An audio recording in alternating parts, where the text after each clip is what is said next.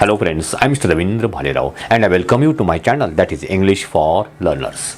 Dear students, in today's video we shall discuss on practice test paper on the topic of the fall of Troy. This lesson is from 9th standards English textbook. तर विद्यार्थी मित्रांनो आजचा video अतिशय महत्त्वाचा असणार आहे कारण याच्यामध्ये एक प्रॅक्टिस टेस्ट पेपर म्हणजे याच्यामध्ये आपण लँग्वेज स्टडी जे की तुम्हाला याच टॉपिक मधले असणार आहेत लँग्वेज स्टडीवरचे 10 मार्कचे क्वेश्चन्स आणि त्याच प्रकारचे पार्ट 1 आणि पार्ट 2 मध्ये हा लेसन डिवाइड केलेला आहे आणि या पार्ट 1 आणि पार्ट 2 मधील इम्पॉर्टंट पॅसेज आणि त्याच्यावरतील क्वेश्चन्स अँड आन्सर्स ह्या सर्व गोष्टी या व्हिडिओमधून आपण चर्चा करणार आहोत. Let's go. So first of all we shall discuss activity based on language study part 1 and part 2 वरती language study आपण बघतोय. क्वेश्चन नंबर 1A आहे तो डू ॲज डायरेक्टेड सांगितल्याप्रमाणे सोडवा आणि तो अशा प्रकारे 1 activity complete the words by using the correct letters. You have given 4 words 4 word दिलेले आहेत आणि 4 वर्ड्समध्ये 1 लेटर प्रत्येक वर्डमध्ये काय केलेलं आहे मिसिंग आहे ज्याप्रमाणे S-E-G. आता हे सर्व वर्ड्स जे आहेत ते तुमच्या त्या पार्ट 1 आणि part 2 the fall of Troy याच लेसनमधून आहे. ठीक आहे. तर कोणता आपण इथे वर्ड भरू लेटर म्हणजे अक्षर भरू शकतो SIE सीज. सीज म्हणजे पूर्ण वेढा घालणे या अर्थाने. ROU राऊंड गोलाकार. BRA-E ॲट मीन्स ब्रेव वीचा आपण इथे यूज करू शकतो. W-ONG wrong WRONG. सो अशा प्रकारे आपण हे वर्ड्स तुम्हाला आन्सर म्हणून लिहायचे असतात.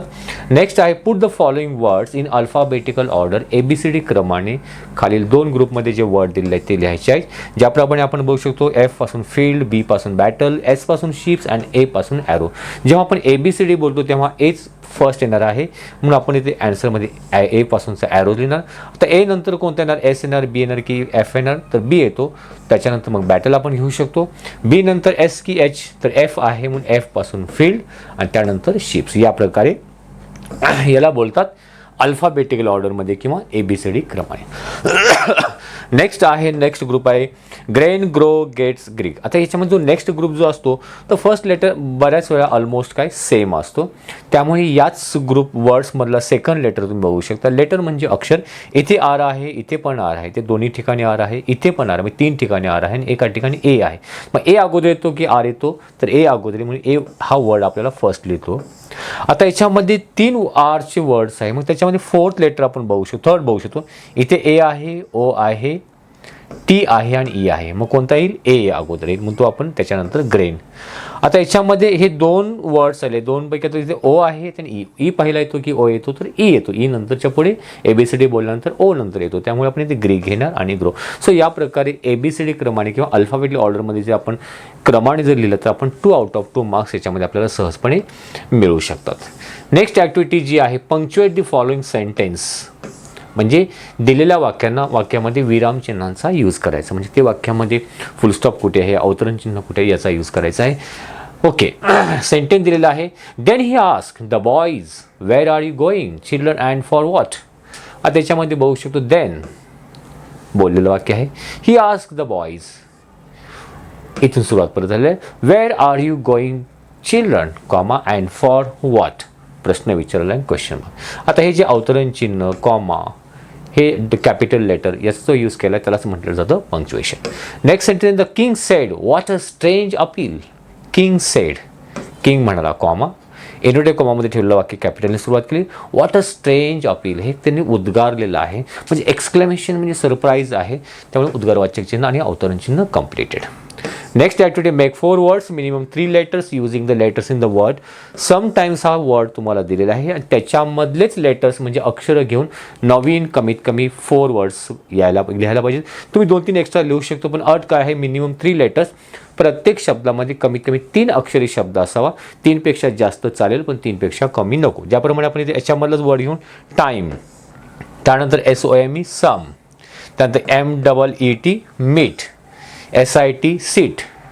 सो या प्रकारे आणखीन आपण शब्द बनवू शकतो. ठीक आहे. नेक्स्ट ॲक्टिव्हिटी आहे ते म्हणजे fifth activity, write related words as shown in the example. एक्झाम्पलमध्ये दाखवल्याप्रमाणे रिलेटेड वर्ड्स लिहा. सोल्जर्स कसं आहे, स्ट्रॉंग, म्हणजे सोल्जर हा नाऊन आहे आणि त्याला वर्णन करणारा शब्द स्ट्रॉंग हा ॲडजेक्टिव्ह आहे. म्हणजे आपल्याला सोल्जर्सला वर्णन करणारा म्हणजे डिस्क्राईब करणारा ॲडजेक्टिव्ह लिहायचं आहे.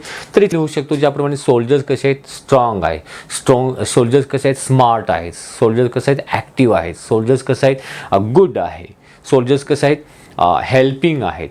So strong, smart, active, helping, good हे त्याला सोल्जर्सला डिस्क्राईब करणारे वर्ड्स आपण लिहू शकतो. ठीक आहे. नेक्स्ट ॲक्टिव्हिटी जी आहे त्यानंतर तो लास्ट येते ॲक्टिव्हिटी क्वेश्चन नंबर 1B मध्ये. त्यामध्ये 1 आहे, make your on meaningful sentence by using the phrase in front of. In front of हे तुम्हाला एक वाक्यप्रचार दिलेला आहे.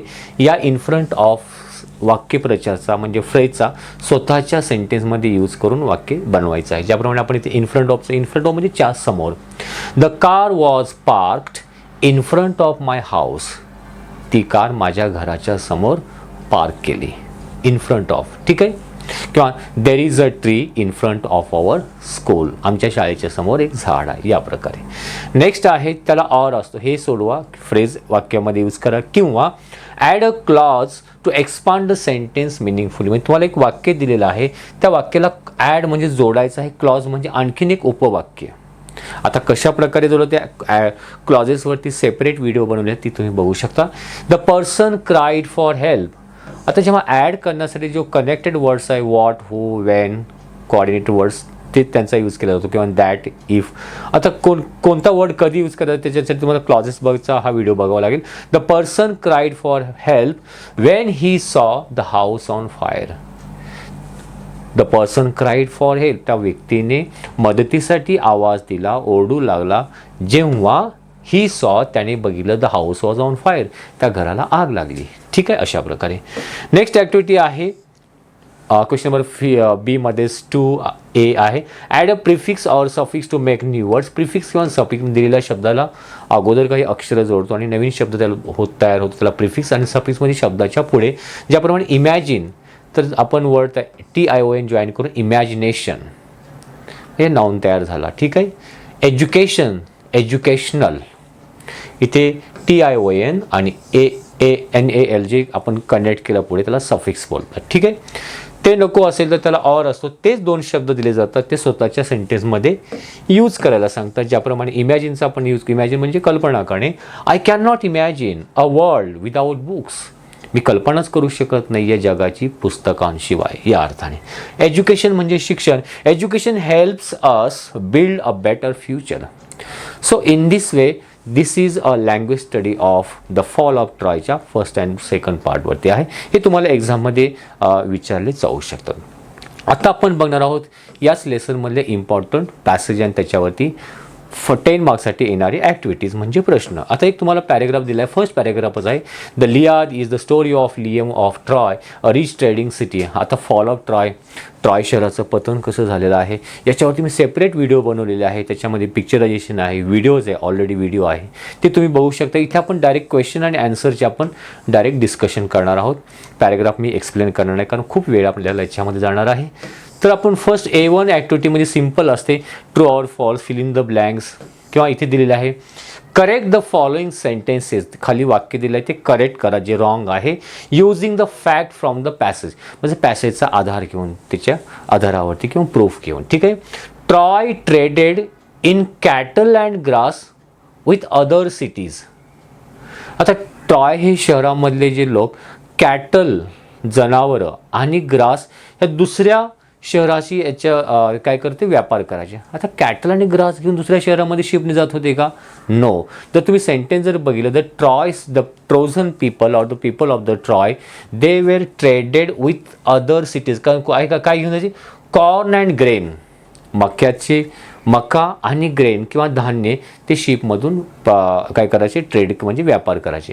तर ते आपण करेक्शन काय केलेलं आहे, कॅटल अँड ग्रास नसून तर ते काय आहे, कॉर्न अँड ग्रेन. हे आता हे तुम्ही कशा प्रकारे तयार केलं, तर हे तुमच्या पॅरेग्राफमध्येच हे वाक्य आहे. तर तुम्ही हे वाक्य तुम्ही लिहू शकता, करेक्ट करू शकता. नेक्स्ट आहे, ड्युरिंग वॉर, युद्धाच्या काळामध्ये Trojan jumped over the fort gate. त्या किल्ल्याच्या गेटवरून जम्प मारायचे. And their soldiers to fight the enemy. आता ही किल्ला होता का? ते किल्ला नाही आहे.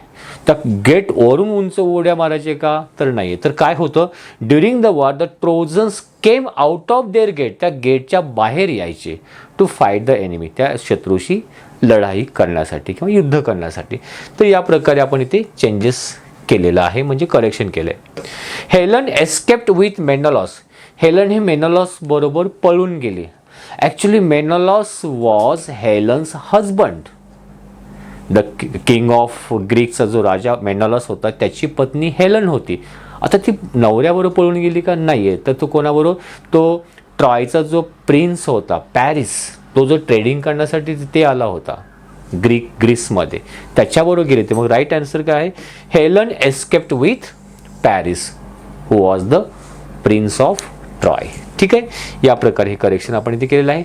नेक्स्ट सेंटेन्स आहे ट्रॉय वॉज अटॅक्ड, ट्रॉयवरती हल्ला करण्यात आला because it was strong rich city, कारण ते खूप मजबूत म्हणजे स्ट्रॉंग सिटी होती, श्रीमंत शहर होतं. यामुळे अटॅक झाला का ट्रॉयवरती? ग्रीकांनी केला का? नाही. तर स्टोरी तुम्हाला माहिती आहे, the Greeks attacked on Troy because the Paris of Troy, जो प्रिन्स ऑफ द जो ट्रॉयचा होता Paris, he has persuaded the wife of Menelaus, जो ग्रीकांचा राजा मेनलॉस होता त्याच्या पत्नीला त्यांनी पळवून आणलं होतं, म्हणून ग्रीकांना त्याचा बदला घ्यायचा होता आणि म्हणून त्याच्यावरती ग्रीकांनी त्या ट्रॉय सिटीवरती अटॅक केला. सो करेक्ट सेंटेन्स आपण या प्रकारे लिहितो, Troy was attacked because Paris had persuaded, persuaded म्हणजे भूल देऊन, मन वळून, तिला फूस लावून पळून आणलं हेलनला to elope with him, elope म्हणजे त्याच्याबरोबर पळून घेऊन आला तो. ठीक आहे. सो अशा प्रकारे A1 ॲक्टिव्हिटी इम्पॉर्टंट आहे, तुम्हाला एक्झाममध्ये येऊ शकते. A2 ॲक्टिव्हिटी काय आहे, म्हणजे प्रश्न काय आहे तो बघा. How were the Trojans protected. आता ट्रोजन म्हणजे काय? ते ट्रॉय शहरामध्ये राहणारे लोक, त्यांना ट्रोजन, जसं इंडियामध्ये राहणाऱ्याला इंडियन्स बोलतात. त्यांचं रक्षण कशा प्रकारे म्हणजे केलं जात होतं, तर आपल्या लेसनमध्ये माहिती आहे की the Trojans were protected by the strong walls surrounding their city, शहराच्या आजूबाजूला त्यांनी एक मजबूत अशी भिंत बांधलेली होती, सराउंडिंग म्हणजे आजूबाजूला, and by the hills behind, आणि बॅक साईडला बिहाइंड बाजूला काय होते? मोठे मोठे उंच डोंगर होते. So that Troy city was protected by the strong wall as well as by the hills behind. Okay. आणखीन कोणामुळे? It was also protected by their brave soldiers, त्या ट्रॉय शहराची त्यांची स्वतःची सेना होती, आर्मी होती त्यांच्यातर्फे. So this way we can write answer. A3 activity ज्या तुमच्या शब्दार्थावरती असते तिथे बघू. Match the adjectives in column A, column A मध्ये काही ॲडजेक्टिव्ज आहेत, विशेषणे आहेत, अँड विथ द कॉलम बी मध्ये ते नाऊन आहेत. पण कोणत्या नाऊनचं कोणत्या विशेषण ते आपल्याला मॅच करायचं. उदाहरण हाय, हाय काय म्हणजे उंच काय होते? फोर्ट्रेस, पीक, फील्ड की सोल्जर, सैनिक होते, शेती होती, की उंच असं शिखर होतं किंवा फोर्ट्रेस होते ते किल्ला सारखे. तर आपण काय म्हणू शकतो? उंच काय होते? शिखर होतं. तर आन्सर काय आहे? हाय पीक, पीक म्हणजे शिखर. ब्रेव कोण होते? सोल्जर्स, हे नाऊन. फर्टाईल काय होती? म्हणजे उपजाऊ शेती होती, म्हणजे शेती. आणि स्ट्रॉंग काय होते? फोर्ट्रेस, म्हणजे त्यांचा आजूबाजूचा तो बंदिस्त जो वॉल किंवा भिंत किल्ला असं म्हणत होते ते. सो या प्रकारे आपण A3 ॲक्टिव्हिटी सोडू शकतो. A4 activity is related to your grammatical questions like त्याच्यामधलेच घेतलेले आहेत. Pick out the infinitives from the following sentence. तुम्हाला 2 सेंटेन्स दिले, त्याच्यामधून इन्फिनिटिव्ह, इन्फिनिटिव्ह म्हणजे 2 प्लस मेन वर्ब. इन्फिनिटिव्हवरती सेपरेट व्हिडिओ बनवलेले, ती तुम्ही बघू शकता. ओके.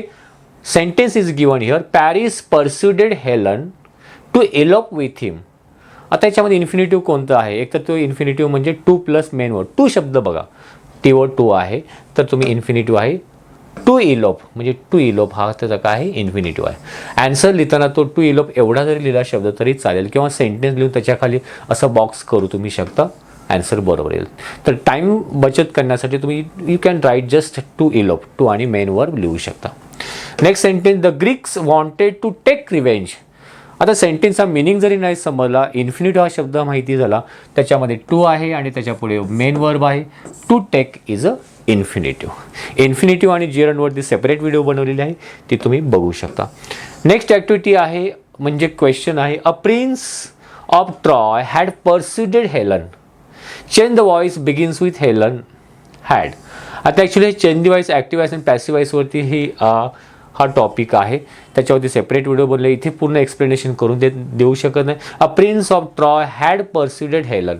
तर राईट आन्सर आहे Helen had been persuaded by prince of Troy. आता ॲक्टिव्ह व्हॉइसचं पॅसिव्ह व्हॉइसमध्ये केलेला पास्ट परफेक्ट टेन्समध्ये सेंटेन्स आहे. पास्ट परफेक्ट टेन्समध्ये असल्यानंतर त्याचं पॅसिव्ह व्हॉइस पास्ट परफेक्टमध्ये कशा प्रकारे होते हे तुम्हाला याच्यावरती 1 तासाचा पूर्ण म्हणजे कमीत कमी अर्ध्या तासाची व्हिडिओ आहे, ती तुम्हाला बघायला चेंडी व्हॉइसवरती. ठीक आहे. Helen had been persuaded by prince of Troy. Okay, next choose the correct active voice option.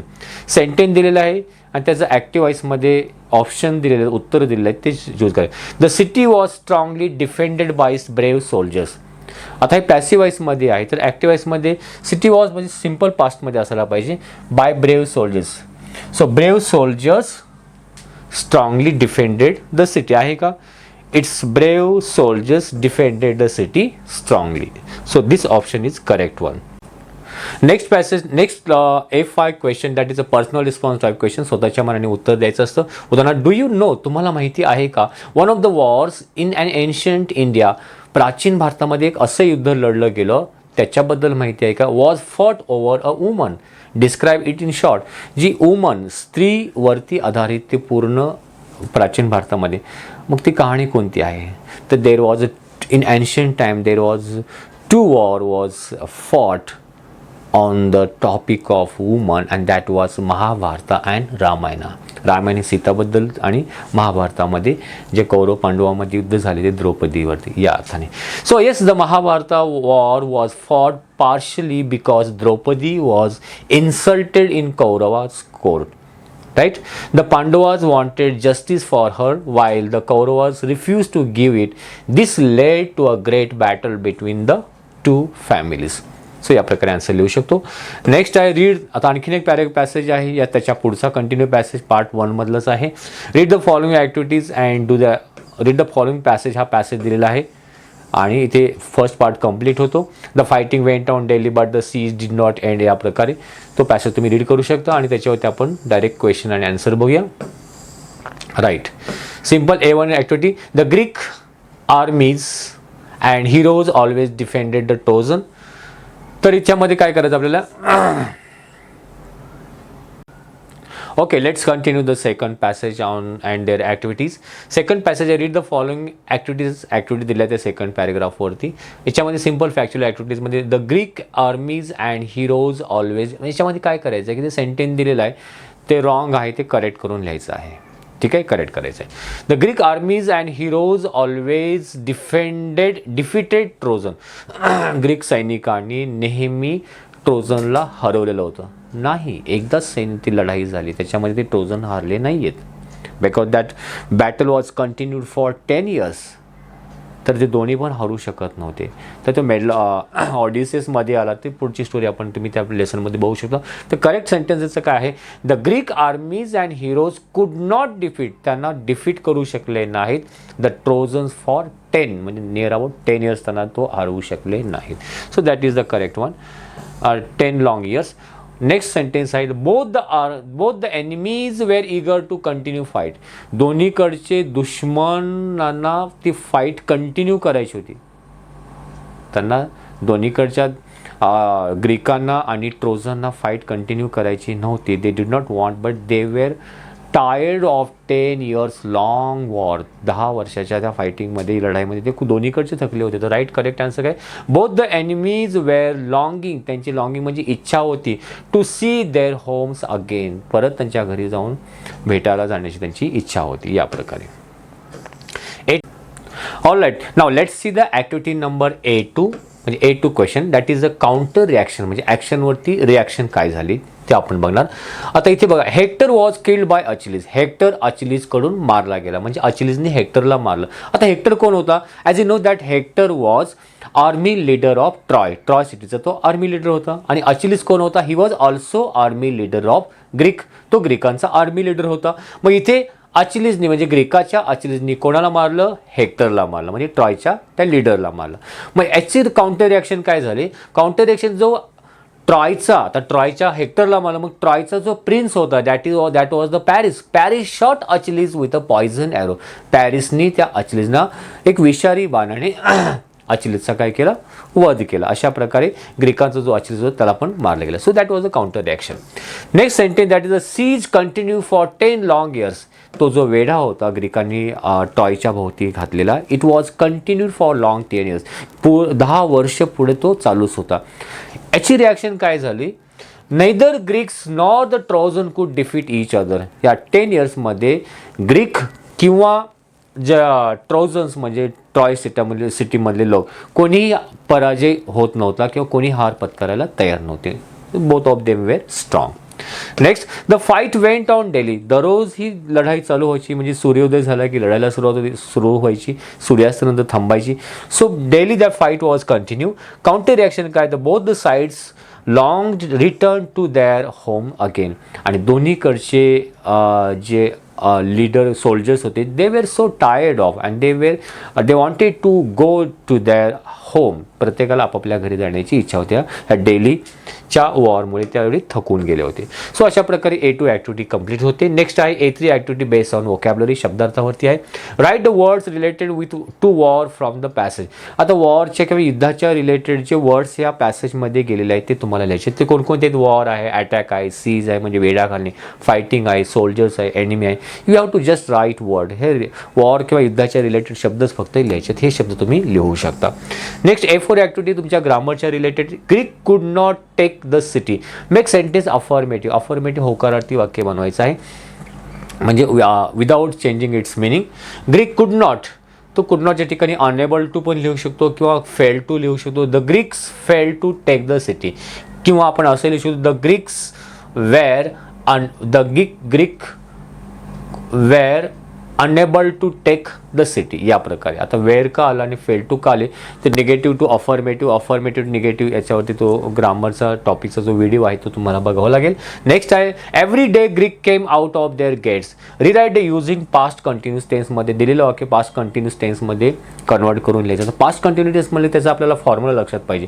As you know past continue टेन्सचा फॉर्म्युला काय, past subject plus was were plus वर्बला ING लावायचं. मग सब्जेक्ट काय, every day Greeks, were was किंवा were आणि plus वर्बला ING. Were coming out, कमला coming out of their gates. तो राईट आन्सर काय, every day the Greeks were coming out of their gate. या प्रकारे. Next the Trojans to fought hard add a question tag. Question tag करायचा आहे, दिलेलं sentence as it is लिहू शकतो. Fought helping verb नाही आहे, पास्ट टेन्समध्ये आहे, मग त्याचा आपण डीड घेणार, डीडचा डिडंट करणार निगेटिव्हमध्ये, आणि ट्रोजन्स प्लुरल वर्ड आहे त्यासाठी आपण दे घेणार आणि एंडिंगला question mark. So that is the question tag. Personal response type question काय आहे, do you think that war is the solution in the problem. तुम्हाला असं वाटतं का कुठल्याही प्रॉब्लेमवरती किंवा डिफिकल्टीजवरती युद्ध हाच एक उपाय असू शकतो. Answer you can write like this, no I do not think that. मी असा विचार करत नाही that war is the solution to any problem. War only bring distinction. युद्धामुळे फक्त सर्वनाश होतो दोन्ही साईडचा. Loss of life and suffering. Problem should be solve through a discussion. Problem तुम्ही चर्चेच्या माध्यमातून सोडवू शकता, अंडरस्टँडिंग, एकमेकांना समजून घेऊन, and peaceful negotiation instead of fighting. फायटिंगच्या ऐवजी एकमेकांमध्ये शांततेपूर्ण निगोशिएशन करून, वाटाघाटी करून तुम्ही प्रॉब्लेम सॉल्व्ह करू शकता. This way you can write answer. So part 1 आपल्याला कंप्लीट होतो. पार्ट 2चा आपण एक इम्पॉर्टंट पॅसेज घेतलेला आहे स्टार्टिंगचा, आणि त्याच्यावरती ॲक्टिव्हिटीज आहे. हा जो पॅसेज आहे, at last Troy was taken not by force but by trick. ऑडिसीची मध्ये कशा प्रकारे एंट्री होती, त्यांनी काय प्लॅन सांगतो याच्यावरचं रिलेटेड तो पॅसेज आहे, आणि त्या पॅसेजवरती आपण क्वेश्चन बघूया. A1 ॲक्टिव्हिटी आहे, the Greek leaders decided to follow the advice of dash dash, म्हणजे कंप्लीट द सेंटेन्समध्ये आहे. तर आपण आन्सर तुम्हाला हे सेंटेन्स पॅसेजमध्ये आहे आणि त्याच्यापुढे शब्द टाकून आपल्याला ते वाक्य आपल्याला कंप्लीट करू शकतो. The Greek leader decided to follow the advice of, त्याच्यापुढे आपण हे the wise of Odysseus. Greek लीडरने कोणाचा सल्ला घेतला, वाईज ऑफ त्या हुशार ऑडिसियसचा. ठीक आहे. Next the Trojan thought that the long siege was dash dash. ट्रोजनने विचार केला तर हा जो 10 वर्षाचा वेढाचा काय झालेला आहे, ओव्हर ॲट लास्ट, एका रात्रीमध्ये फिनिश एंड झालेला आहे, ओव्हर ॲट लास्ट. तो हा वर्ड तुम्हाला पॅसेजमध्ये भेटेल. The last man who entered the wooden horse was dash dash himself. तो जो मोठा भला मोठा ह्यूज हॉर्स किंवा घोडा बनलं होतं आणि सगळे सोल्जर्स ग्रीकांच्या आतमध्ये जाऊन बसले, आणि शेवटची व्यक्ती जी आतमध्ये गेली ती कोण होती, द आर्किटेक्ट हिमसेल्फ. तो ज्याने तो हॉर्सचं आर्किटेक्चर बनवलं तो स्वतः होता. Troy was taken not by force but dash dash. ट्रॉयला वरती काय केलं, विजय मिळवला. नॉट बाय फोर्स, त्यांच्यावरती वॉर किंवा युद्ध करून नाही, तर कशा प्रकारे बाय ट्रिक, एक चलाकी करून, एक प्लॅनिंग करून हे घेतलेला आहे. तो ट्रिक हा शब्द तुमच्या याच्यामध्ये पॅरेग्राफमध्ये आहे, तो तिथे लिहू शकता. ठीक आहे. नेक्स्ट आहे A two active, put the events in the correct order. एक सिच्युएशन, घटनाक्रमानुसार वाक्य लिहायचे आहेत. The Greek burn their tents and sailed लाव्या. हे कशा प्रकारे ना, अगोदर काय करा, हे जी 4 सेंटेन्स आहेत ना, ते पॅरेग्राफमध्ये अंडरलाईन करून घ्या. ठीक आहे. अंडरलाईन केल्यानंतर जे फर्स्ट सेंटेन्स अंडरलाईन केलं असेल ते स्टार्टिंगला इकडे ॲन्सरमध्ये लिहायचं. तर तुम्ही बघू शकता, आपल्याला डायरेक्ट ॲन्सर बघा. The Greek burn their tents and sailed away. Second sentence, the cunning Odysseus thought of a plan. ऑडिसेसनी एक प्लॅन केला. जर तुम्ही सिच्युएशन बघितलं, अगोदर प्लॅन केला की अगोदर ते ग्रीकांनी ट्रॉयचे पूर्ण शहर जाळून टाकलं, प्लॅन केला, वेढा घातला आणि नंतर एंट्री करून त्याला जाळलेलं आहे. तर हे सेंटेन्स नंतर लिहू शकतो. ठीक आहे. The Greek build a big wooden horse. त्यानंतर प्लॅन केल्यानंतर एक मोठा घोडा तयार करण्यात आलं. The great heroes and inside in the, मग त्याच्यानंतर त्या बिग हॉर्समध्ये सर्व हिरोज किंवा ते सोल्जर्स आतमध्ये जाऊन हिडन लपून बसले. The Trojans were happy to see the Greek ships. त्यानंतर बघितलं दुसऱ्या दिवशी सकाळी आले तर ट्रोजन खूप आनंद झाले की there were no Greek peoples, Greek soldiership, त्यांची जहाज वगैरे ग्रीकांची नव्हते. They were burn out their tents and they were sailed away. ते निघून गेले होते. आता हा घटनाक्रम तर आपण बघू शकतो. अगोदर काय, ऑडिसेसने एक प्लॅनिंग केला, तो येईल. द कनिंग ऑडिसेस म्हणजे धूर्त, चलाक, दॅट इज कनिंग ऑडिसेस थॉट फॉर प्लॅन. त्यानंतर ग्रीक बिल्ड, प्लॅनिंगच्या अनुसार त्यांनी एक वुडन हॉर्स तयार केला. देन ग्रीक ग्रेट हिरोज आहे त्याच्यामध्ये लपून बसले. And then burn their tents, स्वतःची टेंट आणि जहाज घेऊन ते निघून गेले रात्रीच्या वेळी. आणि ट्रोजन तेव्हा सकाळी आले, they were great happiness. So situation किंवा घटनाक्रम या प्रकारे हे आन्सर तुम्हाला लिहायचं आहे. A3 ॲक्टिव्हिटी सांगितल्याप्रमाणे vocabulary related, find out nouns from the following adjective from the passage. पॅसेजमधून हे जे स्किलफुल आहे यासाठी तुमचे नाउन कोणते आहे, find the nouns for the following adjective. हे ॲडजेक्टिव्ह आहे, विशेषण आहेत, त्याला नाउन पॅसेज म्हणलं जातं. स्किलफुल शब्द कुठे आहे बघा, त्याच्या पुढचा शब्द लिहायचा आहे. स्किलफुलपासून काय होईल, स्किल होईल. कनिंगपासून काय होतो, कनिंगनेस किंवा कनिंग ग्रीक हा नाउन होऊ शकतो. ओके.